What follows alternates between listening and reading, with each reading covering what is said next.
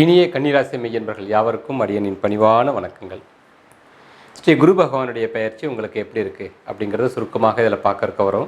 இந்த குரு பகவானுடைய பெயர்ச்சி உங்களுக்கு எப்படி இருக்க போகுது அப்படிங்கிறத பார்க்கறதுக்கு முன்னாடி குரு பகவானுக்கும் உங்களுக்கு என்ன ஒரு சம்பந்தம் இருக்குது, உங்கள் ராசிக்கும் அவருக்குன்றது கொஞ்சம் தெரிஞ்சுக்க வரணும்.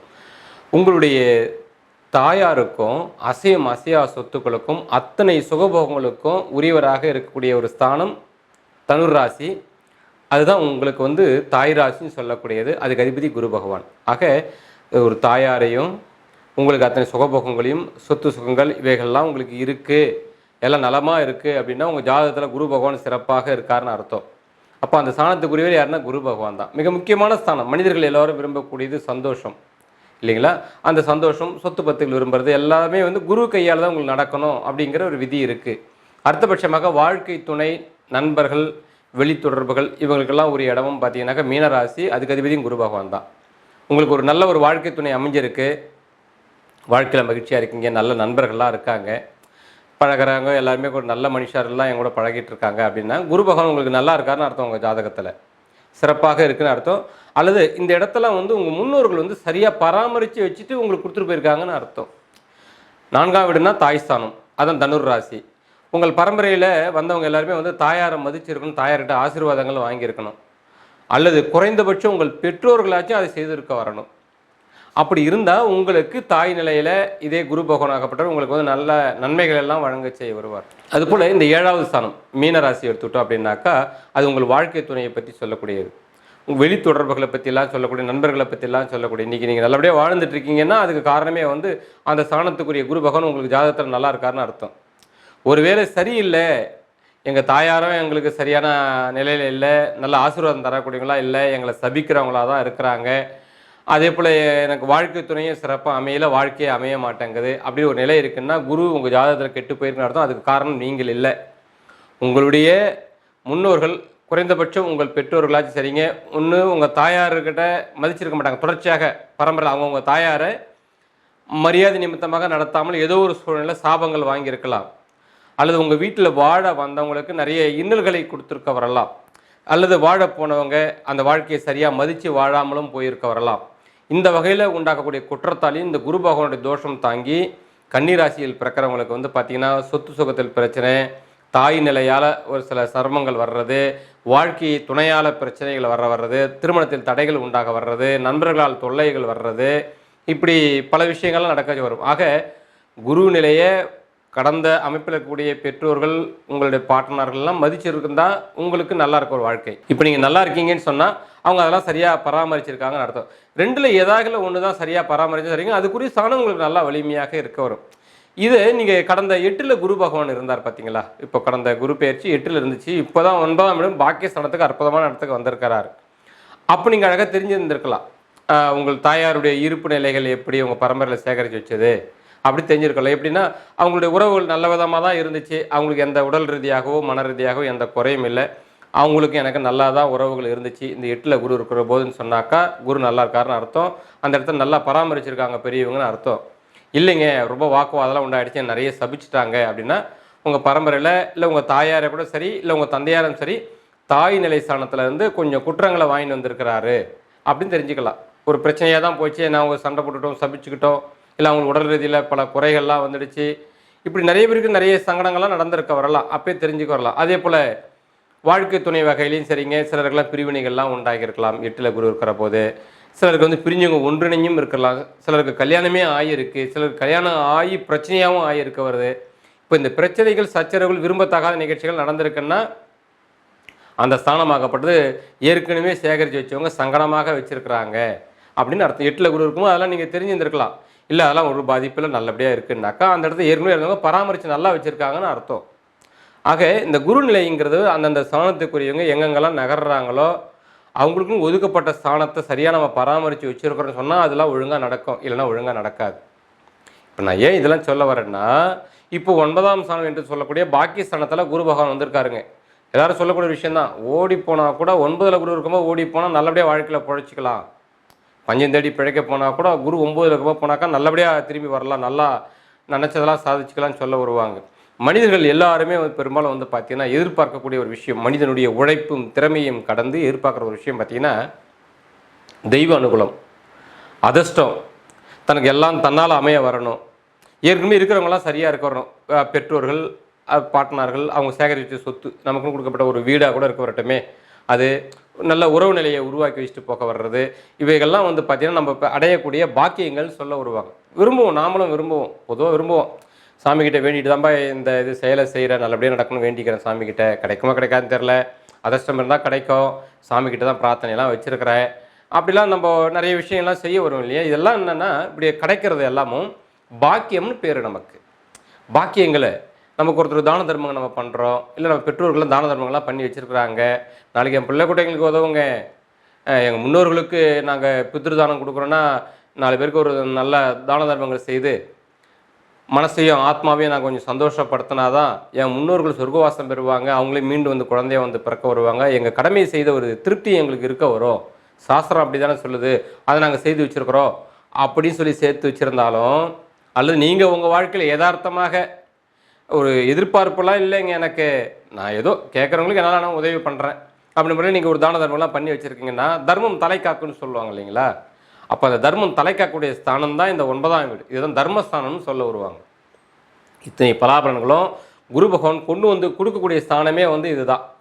அப்போ இந்த 9ஆம் வீட்டில் குரு இருக்கிற போது பார்த்திங்கன்னா நமக்கு தெய்வ அனுகூலங்கள் கிட்ட வரும், தான தர்மத்தின் பலாபலன்கள் நம்ம கிட்ட செய்ய வரும், பித்ருகளுடைய அனுகிரகங்கள் நம்மளுக்கு கிடைக்க செய்ய வரும். இதெல்லாம் ரொம்ப சிறப்பாக இருக்க வரும். இதில் 2 அணியாக பிரிச்சுக்கணும். ஒன்று, நீங்கள் இதெல்லாம் கரெக்டாக செய்திருக்கீங்க, கன்னிராசியான நீங்கள், நான் தான தர்மங்கள்லாம் செய்கிறேங்க, சாமியை நம்பி வழிபாடு பண்ண வரேன், என் பித்ருகள் செய்ய வேண்டிய கடமைகள் நான் செய்திருக்க வரேன், இதெல்லாம் நீங்கள் செய்திருக்கீங்கன்னா உங்களுக்காக வேண்டியும் குரு பகவான் அந்த அளவீடுகளை பார்த்து அழகான முறையில் உங்களுக்கு செய்ய வருவார். இன்னொன்று, உங்கள் தாய் ஸ்தானத்துக்கும் வாழ்க்கை துணைக்கும் உரியவரே அவர் இல்லையா? அப்போது உங்களுடைய தாயார் இந்த போன்ற ஒரு பாக்கியங்கள்லாம் செய்து வச்சுருக்கிறாங்க, சேர்த்து வச்சுருக்கிறாங்க, உங்களுடைய பெற்றோரும் சேர்த்து வச்சு, உங்கள் தந்தையாரும் சேர்த்து வச்சுருக்கிறாரு இது போல் பாக்கியங்களை. பெற்றோர்களுடைய ஆசீர்வாதங்கள், தான தர்மங்கள், பித்ருடைய ஆசீர்வாதங்கள், குலதெய்வ வழிபாடுகள், கடமைகளை செய்கிறது எல்லாம் அழகாக பண்ணியிருக்கிறாங்க. அப்படின்னாலும் உங்களுக்கு பாக்கியங்கள் அவங்க சேகரித்து வச்சதெல்லாம் இந்த நேரத்தில் குரு பகவான் கொண்டு வந்து உங்களுக்கு கொடுத்து விட்ருவார். அதே போல் வாழ வந்தவங்க, எங்கள் குடும்பம், எங்கள் பரம்பரையில் வாழ வந்த பெண்களையும் நல்லபடியாக வாழ வச்சுருக்கிறாங்க. எங்கள் குடும்பத்துலேருந்து போன பெண்கள் நாங்கள் நல்லபடியாக தான் வளர்த்து நல்ல புத்திமதி சொல்லி தான் அனுப்பிச்சி வச்சோம். அந்த குடும்பத்தை போய் கலைச்சி விட்டுடல, நல்லபடியாக உருவாக்கி கொடுத்தது தான் எங்கள் வீட்டு பெண். எங்கள் பரம்பரையில் பிறந்த பெண், நான் எந்த வீட்டுக்கு வாழ வந்தனோ, இல்லை நீங்கள் ஆணாக இருக்கீங்கன்னா எங்கள் வீட்டிலேருந்து பிறந்த பொண்ணுன்னு சொல்லக்கூடியவங்க, அவங்கள வாழ பண்ண இடத்துல அந்த குடும்பத்தை நல்லபடியாக உருவாக்கி வச்சுருக்கிறாங்க, எந்த குடும்பத்தையும் கெடுக்கல வாழ வச்சுருக்கிறாங்க, நல்லபடியாக பராமரிச்சிருக்கிறாங்க அப்படின்ற ஒரு பாக்கியம் இருக்குது உங்கள் பரம்பரை. சரிங்க, இந்த இப்போ வந்திருக்கக்கூடிய இந்த குரு பகவான் உங்களுக்கு அளவு கடந்த நன்மைகளை வழங்க வருவார். பாக்கியத்தை கொடுக்குறோன்னா சரக்கு இருக்கணும் இல்லை? அப்போ இந்த இடத்துலலாம் சேகரிப்பு இருந்தாக்கா இது நடக்கும். அல்லது நீங்கள் வாழற இந்த காலகட்டத்தில் எங்கள் அம்மா எப்படியோ எனக்கு தெரிய வராது, அப்பா எப்படியோ எனக்கு தெரிய வராது, என்னுடைய வாழ்க்கை துணையை பற்றி நான் கவலைப்படுறேன், நான் என் கடமையை சரியாக செய்கிறேன், எங்கள் அப்பா அம்மாவுக்கு செய்ய வேண்டிய கடமையை கரெக்டாக செய்கிறேன், அவங்கள மதிக்கிறேன், அதே போல் அவங்களுக்காக வேண்டி, அவங்கள பெற்றவங்களுக்காக வேண்டி, முன்னோர்களுக்காக வேண்டி செய்கிற தான தர்மங்களை திருப்தியாக செய்து என் முன்னோர்களும் நல்லா இருக்கணும் சாமிகிட்ட பிரார்த்தனை பண்ணிக்கிறேன், என் வாழ்க்கையை மதிக்கிறேன், என் வாழ்க்கை துணையை நான் மதிக்கிறேன், எனக்கு அமையக்கூடிய நண்பர்கள் எல்லாரையும் நான் நல்லபடியாக மதிக்கிறேன், யாரையும் உதாசனப்படுறதுல யாரும் விரோதியாக நான் பார்க்கவே இல்லை, என்னால் என்றது நல்ல தொடர்புகளை நான் வச்சுருக்கிறேன் அப்படின்னு நீங்கள் இருக்கிறீங்கன்னு நினைச்சிறீங்க. உங்களுடைய பங்குக்காக வேண்டியாச்சும், உங்களுடைய பொறுப்புணர்ச்சிக்காகவும் கடமைக்காக வேண்டியும் சரிங்க, கண்டிப்பாக குரு பகவான் கொடுக்க வருவார். என்ன இப்போ நான் சொன்ன 2 அணியும் நல்லா இருந்தால் கூடுதலான பலம் நல்லா சிறப்பான முறையில் கிடைக்க வரும். இப்படி தாய் தந்தை வகையில் பலம் இல்லை, முன்னோர்கள் வகையில் சேமிப்புகள் எதுவும் எங்களுக்கு கொடுக்கல, கிடைக்கல, தர்ம பலன் எதுவும் எனக்கு இல்லை, சாமி பலன் எதுவும் எனக்கு எங்கள் பெற்றோர்கள் எனக்கு சேகரித்து கொடுக்கல அப்படின்னு சொன்னாக்கா கொஞ்சம் வலிமை குறைஞ்சாமல் இருக்கும், கொஞ்சம் வீக்னஸாக உங்களுக்கு நல்ல பலன் நடக்கும். கெட்ட பலன் கிடையாது, நல்ல விதமாக நிச்சயமாக நடக்க செய்ய வருங்க. இதுதான் நீங்கள் புரிஞ்சிக்க வேண்டியது தான்.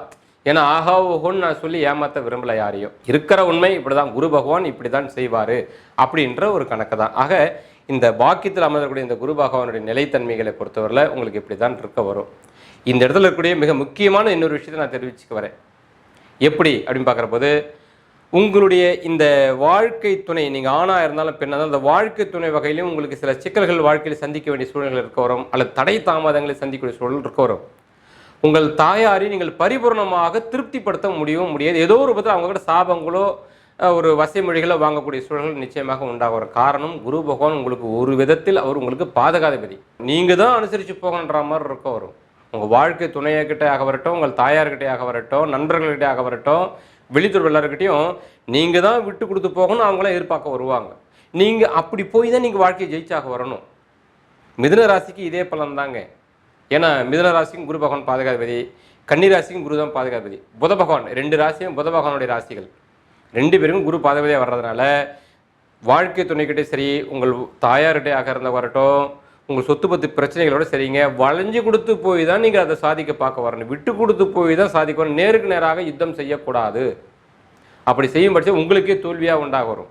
ஏன்னா குரு பகவானே உங்களுக்கு வந்து பாதுகாப்பதியாக மாறிடுவார். அதனால தான் பொதுவாக வாழ்க்கையில் சொல்ல வருவாங்க, கன்னிராசி மட்டும் குறிப்பாக பெண்களை எடுத்துக்கிட்டோம்னாக்கா கல்யாணத்தை தள்ளி போடவும் கூடாது. காலகாலத்தில் கல்யாணம் அமைச்சிட்டா தான் வாழ்க்கையில் இன்னல்கள் இல்லாமல் வாழ செய்ய வரலாம்.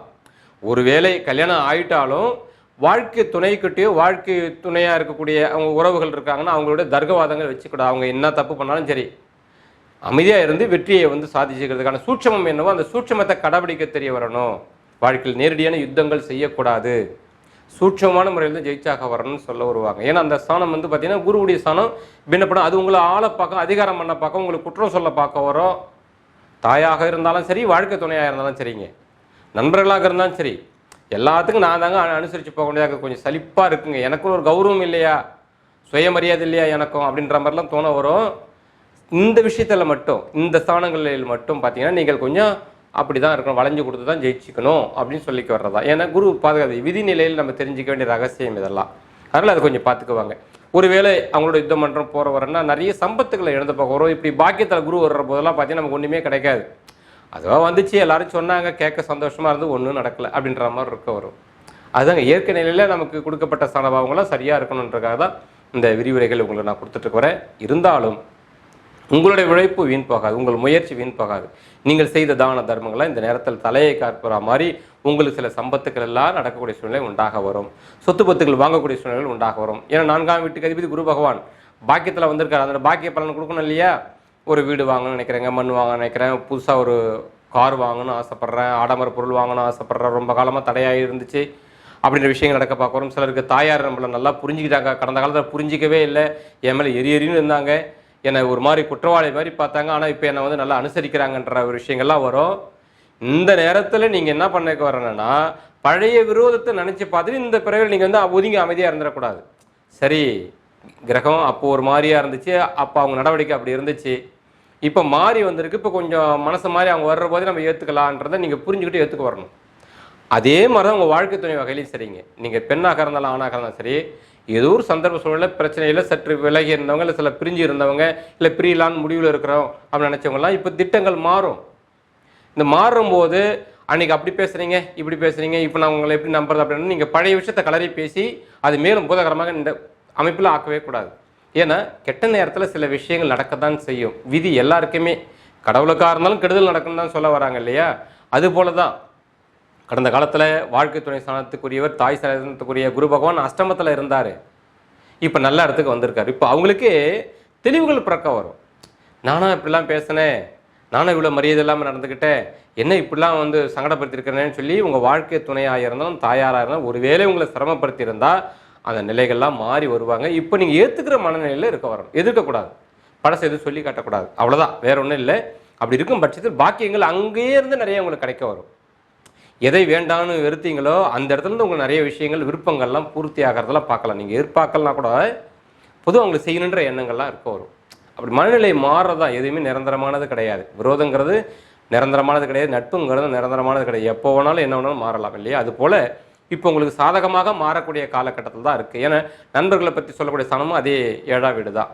நேற்று வரை நண்பர்களாக என்னை புரிஞ்சிக்கல, பிரிஞ்சிருந்தாங்க, இன்றைக்கி என்கிட்ட புரிஞ்சுக்கிட்டு வராங்க, நான்னா யாருன்னு தெரியுது அவங்களுக்குன்ற மாதிரிலாம் இருக்க வரும். நன்மைகள் இருக்க வருது. இந்த பாக்கியத்தில் இருக்கிற குருவால் பல நன்மைகள் இருக்க வருது. அதோடு மட்டும் இல்லாமல் இந்த குரு பகவானுடைய பார்வை இருக்குது பார்த்தீங்களா, உங்கள் ஜென்ம ராசியே பார்வை பண்ணுறாரு. உங்களுடைய பாக்கியத்திலிருந்து ஜென்ம ராசியை ஏற்கிறாரு. அப்போ என்ன ஆகுதுன்னா நீங்கள் விரும்புகிற மாதிரி நடக்கும்.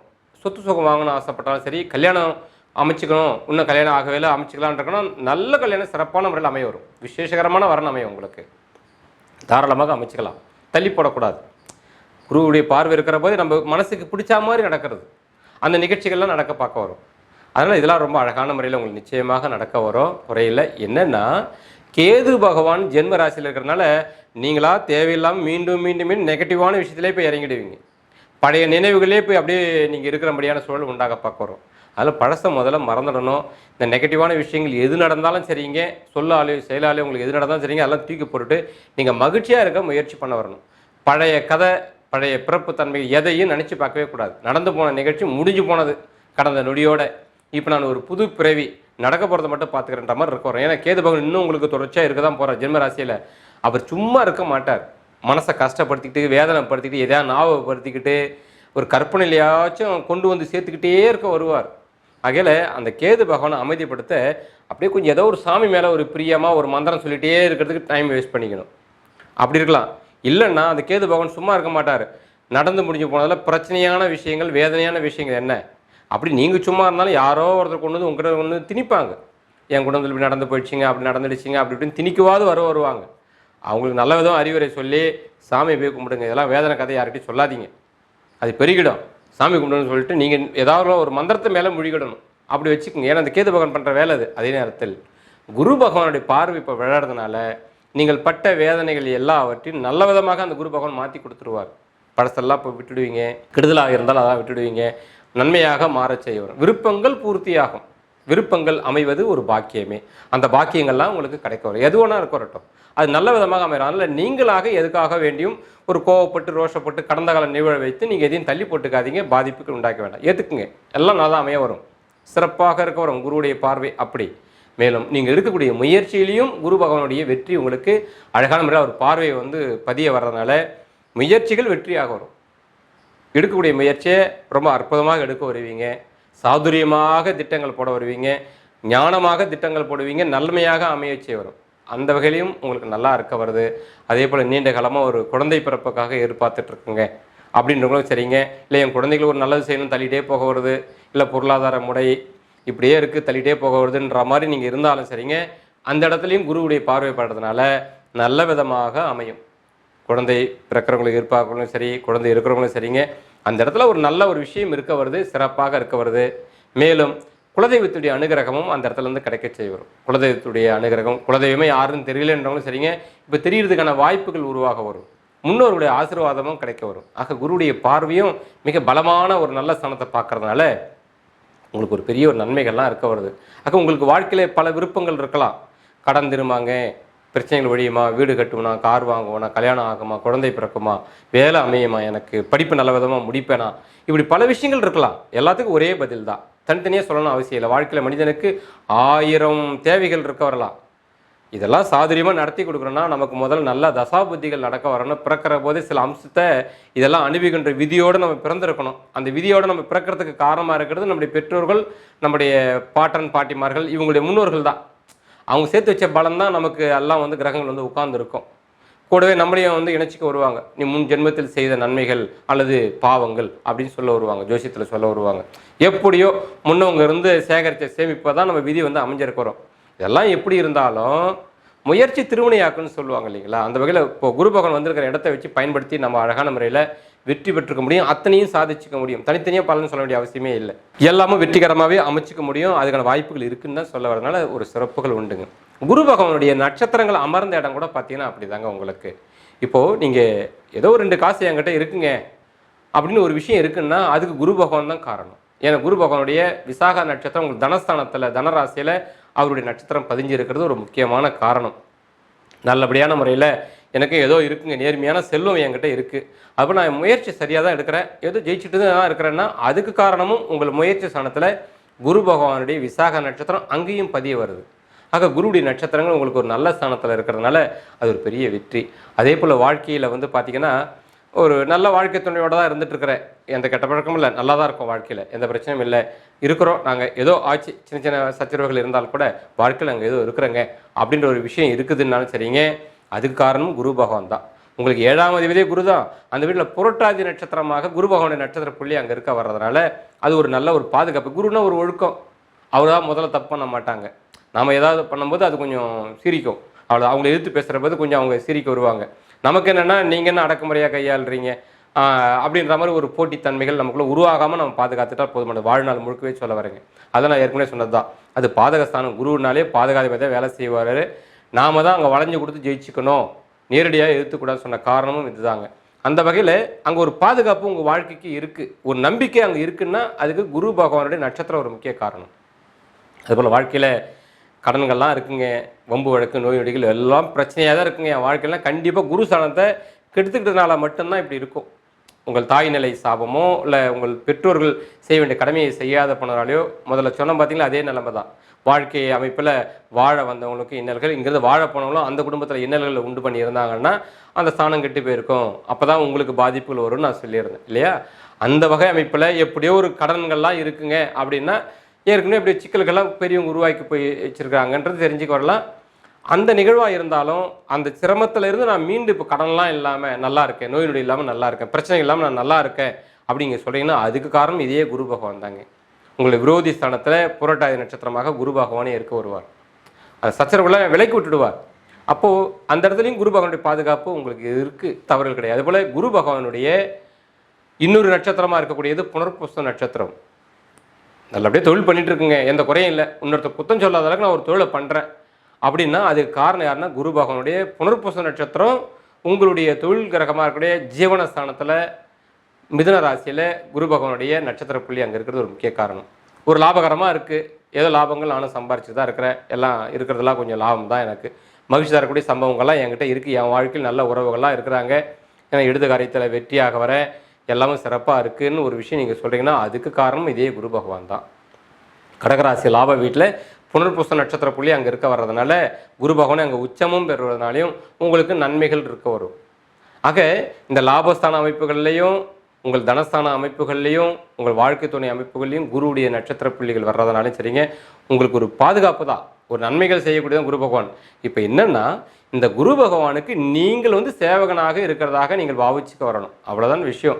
இதில் உங்களுடைய நிலைத்தன்மையில் என்னென்னா உத்திரம், ஹஸ்தம், சித்திரை இப்படி இந்த 3 நட்சத்திர கூட்டங்கள் பார்த்தீங்கன்னா பொதுவாகவே யாருக்கும் வளைஞ்சு கொடுக்காது. உங்கள் மேலே தப்பு இருக்காது, நம்ம வளைய வேண்டிய அவசியம் கிடையாது, யாருக்கும் அடிமை இல்லை, அடிமையாக நீங்கள் பார்க்கக்கூடாது, அது வேறு விஷயம். நான் சொல்லக்கூடிய கருத்துக்கள் நல்லா புரிஞ்சுக்க வரணும். இந்த நட்சத்திரத்தில் அமைஞ்ச உங்களுக்கு எடுத்துட்டோம்னாக்கா பொதுவாக சூரிய நட்சத்திரம் உத்திரம், சந்திரனுடைய நட்சத்திரம் ஹஸ்தம், செவ்வாயுடைய நட்சத்திரம் சித்திரை, இவங்க 3 பேருமே யாருக்கும் வளைஞ்சு கொடுக்க மாட்டாங்க, கௌரதையானவங்க, அனாவசியமாக யாருக்கும் அடிமைத்தனமெல்லாம் வேலை செய்யவே மாட்டாங்க. அதோடு மட்டும் இல்லாமல் உங்கள் கன்னி ராசிக்கு அதிபதியான புத பகவான் உங்களுடைய ஜென்ம ராசியிலே பலம் உச்சம் பெறுவார். அறிவுக்கு அதிபதி அவர் தான். அறிவு, புத்தி, ஞானம் இதுக்கெல்லாம் ஆதிபத்தியம் கொண்டவர் யாருன்னா புத பகவான் தான். அதனால் எதுக்கும் மயங்க மாட்டார். அவ்வளோ சீக்கிரத்தை யாருக்காகவும் எத்தனை சுகங்களை இழந்தாலும் இழப்பாங்களே தவிர, ஆனால் தன் கௌரவத்தை மட்டும் விட்டு கொடுக்கவே மாட்டாங்க கன்னிராசிக்காரங்க. ஏன்னா இந்த சுகபோகத்துக்குரிய சுக்கர பகம் உங்கள் ஜென்ம ராசியில் தான் நீச்சம். அதான் சில நேரத்தில் வாழ்க்கை துணை கூட பார்த்தீங்கன்னா சில நேரத்தில் சச்சரவு பண்ணிப்பாங்க, வாழ்க்கை பிரிவுக்கு கவலைப்பட மாட்டாங்க, இது வந்தாலும் பார்த்துக்கலாம்பாங்க. சந்தோஷங்களை விரும்பக்கூடியவங்க தான் கன்னிராசிக்காரங்க. ஆனால் வாழ்க்கையில் சச்சரவுன்னு வந்துட்டா ஐயோ இந்த இடத்துல தான் நமக்கு சுகம் கிடைக்கக்கூடியதாச்சு, அதை போய் நம்ம இழக்கிறோமே, சொத்து சுகம் கிடைக்க வேண்டிய இடமே இங்கே தானே, அங்கே போய் நம்ம சச்சரவு பண்ணிக்கிறோமேலாம் கவலையப்பட மாட்டாங்க. கோபம் வந்துடுச்சுன்னு சொன்னால் கௌரவத்துக்கு ஒரு பிரச்சனை வருதுன்னாக்கா தூக்கி போட்டுருவாங்க. முதல் குற்றவாளி நீங்கள் இருக்க மாட்டீங்க. ஆனால் குரு பாதுகாப்பு சொன்னேன் இல்லையா, சொத்து சுகத்துக்குரியவரும் குரு பகவான், வாழ்க்கை துணை ஸ்தானத்துக்குரியவர் குரு பகவான் இல்லையா, சச்சரவு. அந்த வாழ்க்கை துணை ஸ்தானத்தில் தான் சுக்கிர பகவான் உச்சம் பெறுவார். சுகஸ்தானத்துக்கு அதிபதி அவர் தான். உங்கள் குடும்பஸ்தானத்துக்கும் பாக்கிய ஸ்தானத்துக்கு அதிபதி இதே சுக்கிர பகவான் தான். அதான் வாழ்க்கையை மட்டும் எப்போதும் இழந்துடக்கூடாது. கன்னிராசிக்காரர்களை பொறுத்தவரை ஒரு வாழ்க்கை அமைஞ்சாதாங்க மகிழ்ச்சியாக இருப்பாங்க, அதஷ்டமாக வாழ்க்கை இருக்கும். நான் ஒரு தனி மனிதராக நான் வாழ்ந்துடுறேன் அப்படின்னாக்கா வாழ்க்கை அதஷ்டமாக இனிமையாக இருக்க வராது. இந்த சுக்கிரனை நீங்கள் நீச்சப்படுத்தி வச்சுருக்கீங்கன்னு அர்த்தம், நீச்சமாகவே மேலும் மேலும் ஆக்கிக்கிட்டு இருக்கீங்கன்னு அர்த்தம். அது வாழ்க்கைங்கிறது காலகாலத்தில் அமைய வேண்டியது, அழகான வேலையில் அமைச்சிக்க வரணும், தியாகம் பண்ணக்கூடாது. வாழ்க்கையை அமையக்கூடிய வாழ்க்கையில் நிறைய இன்னல்கள் சோதனைகள்லாம் வர பார்க்க வரும். ஆனால் அந்த இடத்துல சகிச்சுக்கிட்டு விட்டு கொடுத்து போய் அழகான ஜெயிக்கிற வழியும் பார்க்க வரணும். அற்புதமாக இருக்கும் வாழ்க்கை. அப்போ தான் நிறைய கன்னிராசிகள்லாம் நீங்கள் சொல்கிற மாதிரிலாம் இருக்கா, என் வாழ்க்கை ரொம்ப அற்புதமாக சொர்க்கமாக இருக்குன்னு சொல்கிறீங்கன்னா சுக்கிரனுடைய ஸ்தானன்றது திருமண வாழ்க்கை. நான் முதல்ல சொன்ன அதே கதை தான் மீண்டும் நான் சொல்ல வரேன். குடும்பத்தில் வாழ வந்தவங்களும் நல்லா உங்கள் குடும்பம் வாழ வச்சிருக்கு, உங்கள் குடும்பத்தில் வாழ போன பெண்ணும் அந்த குடும்பத்தை நல்லபடியாக பராமரிச்சிருக்காங்கன்னு அர்த்தம், வேற ஒன்றும் இல்லை. நல்லபடியாக இருந்திருக்காங்க, ஒரு நல்ல விதமாக வாழ்ந்திருக்காங்க எல்லாருன்னு அர்த்தம். அப்படி தான் அந்த வகையில் தான் உங்களுக்கு அது போன இனிமையான வாழ்க்கை நிச்சயமாக அமைய வரும். இதுக்கெல்லாம் குரு பகவான் தான் காரணம்னு சொல்லிக்க வரேன், வேற ஒன்றும் இல்லை. ஆக இந்த குரு பகவானுடைய நட்சத்திர அமைப்புகளும் உங்களுக்கு நன்மையை தர்றதுனாலையும் இப்போ அமர்ந்த குரு பகவான் நிலையும் நல்லது, அவர் பார்க்கக்கூடிய ஸ்தானமும் ரொம்ப நல்லது. உங்களுக்கு நிச்சயமாக நன்மைகள் காத்துட்டு இருக்க வருது. வாழ்க்கையில் உன்னதமான நற்பலனை பெற நீங்கள் தயாராக இருக்க வரணும். ஆகையால் இந்த விட்டு கொடுத்தனால நீங்கள் கெட்டு போக மாட்டீங்க. உங்கள் ராசியில் அமர்ந்த நட்சத்திரங்களும் விட்டு கொடுக்காது, உங்கள் ராசிநாதனும் விட்டு கொடுக்க மாட்டார். எத்தனை சந்தோஷங்களை இழந்தாலும் என் வைராகியத்தை மட்டும் விட்டு கொடுக்க மாட்டேன்னு சொல்லி யுத்தம் பண்ண தயாராகிடுவாங்கன்ற ஒரு இயற்கைத்தன்மை இருக்கிறதுனால தான் நம்ம யாரோட யுத்தம் பண்ணுறோம், இதனால் பின்விளைவுகள்லாம் என்னென்னன்றதெல்லாம் அழகான முறையில் நீங்கள் வந்து யோசிக்க செய்ய வரணும். அர்ஜுனனுடைய ராசின்னு சொல்லுவாங்க இந்த கன்னி ராசியை. அர்ஜுனனை போல சில நல்ல அறிவு புத்தி கூர்மையை பயன்படுத்தி எதை எங்கெங்க எப்படி பயன்படுத்துகிறோமோ அந்த நிதான போக்கும் தைரியம் தன்னம்பிக்கையும் வச்சுன்னா விசேஷமான முறையில் வாழ்க்கையை மிக செம்மையாக கொண்டு வரலாம்னு சொல்லக்கூடியது. அதுதான் அர்ஜுனனை வந்து அந்த ராசியில் பிறந்ததாக சொல்ல வருவாங்க. சகல கலைக்கும் வல்லவர் இல்லையா அர்ஜுனன், அந்த சக்திகள் எல்லாம் உங்ககிட்ட இருக்க வருது. இதை பிரயோகம் பண்ண விடாமல் சோதனையில் வரக்கூடிய இடம் தான் குருவுடைய ஸ்தானங்கள் எல்லாம். கடந்த இதில் சொன்னாங்களே, இவங்களே உங்களுக்கு சோதனை வைக்கிற மாதிரிலாம் இருக்கிறோம். அதில் நீங்கள் சாதனை பண்ணணும். அப்போது விட்டு கொடுக்குற குணங்கள் இருக்கணும், சகிப்புத்தன்மை இருக்கணும். அந்த இடத்த எப்படி வசீகரம் பண்ணணுமோ அன்பால் அப்படி வசீகரம் பண்ணிட்டீங்கன்னா அவங்களையும் நீங்கள் ஆளலாங்க. இதுதான் ரகசியம். இதுதான் அர்ஜுனன் அப்படி தானே இருந்தார். மகாபாரதத்தில் வரக்கூடிய அர்ஜுனன் அப்படி தான் இருந்தார். அதில் இது நீங்கள் எளிமையாக புரிஞ்சிட்டால் போதுமானது. நிறைய விஷயங்கள் கிடைக்க வரும் உங்கள் வாழ்க்கையில். வெற்றியின் ரகசியங்கள் நிறைய இருக்க வரும். மகாபாரதத்தில் அர்ஜுனுடைய கேரக்டர் எடுத்து நீங்கள் பயன்படுத்தினாலே நிறைய விஷயத்தை நீங்கள் சாதிச்சுக்க வரலாம். அப்படி ஒரு மகத்துவம் வாய்ந்த ஒரு ராசி தான் கன்னி ராசி. இருக்கிறதுலையே சும்மாலாம் கிடையாது, மிக அற்புதமான ஒரு விஷயம். புத்தி தானுங்க. புத்தி உள்ளவன் தான் இன்றைக்கி உலக கோட்டீஸ்வரனே. புத்தி உள்ளவன் தான் ஜெயிப்பான். பலவானை விட புத்திமான் தான் மிகச்சிறந்த ஒரு பலசாலின்னு சொல்லுவாங்க இல்லையா. அந்த புத்திமான் தான் வந்து இந்த கன்னிராசிக்காரர்களே. அதுதான் வந்து சக்தியை நம்புறதை விட புத்தியை நம்பணும்னு சொல்லுவாங்க. துரியோதனை வந்து சக்தியை நம்பினான், அர்ஜுனன் வந்து புத்தியை நம்பினான், அதனால ஜெயிச்சான் இல்லைங்களா. கிருஷ்ணர்னா புத்தி, கிருஷ்ணனுடைய உதவியை கேட்டு வாங்கினது அர்ஜுனன். ஆனால் துரியோதனன் என்ன செய்ய வருவான் அப்படின்னாக்கா, கிருஷ்ணருடைய படைபலத்தை மட்டும் கேட்டு வாங்குவான், சக்தியை தான் கேட்டு வாங்க வருவான். ஆனால் ஜெயிச்சது புத்தி தான் ஜெயிச்சது இல்லையா. இதுதான் உங்கள் வாழ்க்கையின் தாரக மந்திரம். இதுதான் நான் சொல்லக்கூடிய மகாபாரத கதை ஏதோ ஒன்றுக்காக சொல்லலான்னு. தாரக மந்திரம், புத்தியே என்னுடைய சொத்து. இந்த புத்தியை கொண்டு எப்படி இப்படிலாம் வாழணும், வாழ்ந்ததில் அழகான முறையில் வாழ்ந்துக்கு வரணும். ஏன்னா இப்போ அமர்ந்திருக்கக்கூடிய குரு பகவான் உங்களுக்கு இதெல்லாம் உங்களுக்கு கொடுக்க வருவார்.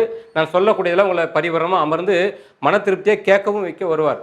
அப்படி நீங்கள் கேட்குறீங்கன்னா இது குருவுடைய அருள் தான். இப்போ வந்திருக்கக்கூடிய குரு பகவானுடைய அருளாக தான் நீங்கள் கேட்குறீங்க. நான் ஏன் இந்த பதிவுலாம் தாமதமாக நான் பண்ணுறேன்னா காரணம் இதாங்க. ஒரு கிரகங்கள் வர்றபொழுது தான் அந்த தன்மையை உணர முடியும். இல்லைனா எல்லாராலையும் கேட்டுட முடியாது. இந்த பதிவுகள் எல்லாராலையும் கேட்டுட முடியாது வச்சுங்களா. அதனால தான் தாமதம் பண்ண காரணம் குருவுடைய நிலைகள் மாறிடும். அதுக்குள்ளே உங்களுக்கான இந்த பலாபலன் கேட்கக்கூடிய சக்திகளை உங்களுக்கு வழங்குவார்ன்றக்காக தான் நான் சொல்லிட்டு வரேன்.